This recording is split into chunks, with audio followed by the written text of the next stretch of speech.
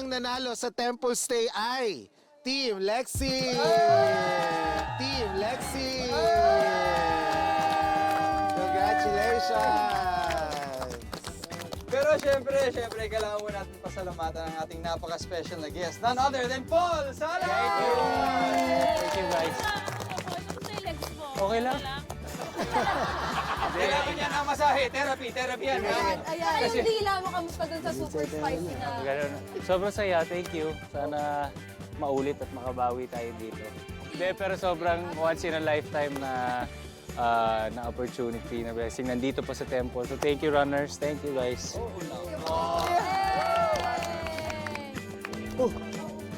At dahil nanalo ang Team Lexi, makakauwi na kayo. And Team Glyza, kailangan niyong maiwan at gawin ang 108 bows. Pasok na kayo sa Prayer mo na temple. kami. Teka lang, parang gusto namin dito, dami blessings nun ah. Gusto namin blessings daw kapag nakakuha ng 100. Okay. Bye-bye!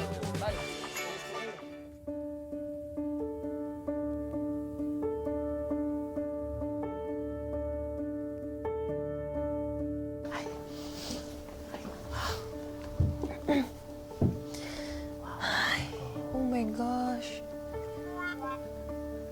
Guys, ready na kayo? Okay. Parang yung lamig din yung Uy, grabe. Tignan mo yung dami. Grabe yung details. Ako, for example, nakapasok sa ganito kalaking temples. Maganda siya pero kailangan na natin gawin yung Oo nga ating pala. punishment. Saan natin gagawin? Ito na. Iba yung hatian. Kakabahan. Dito ba starting? Yes. Tapos luhod. Lahat.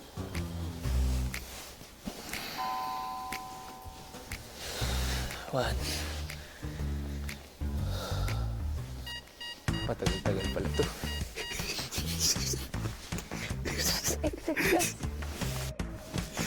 Guest naman ako dito eh. Dapat hindi nila pinaparusa yung guest. Guest nga eh. Ba't parang ako lang? Inako ko lahat ng kasalanan ko, Buddha. Inako ko lahat for peace, acceptance. Thank you, Running Man. Hindi ko makakalimutan to. Huwag niyo na ako i-guess ulit.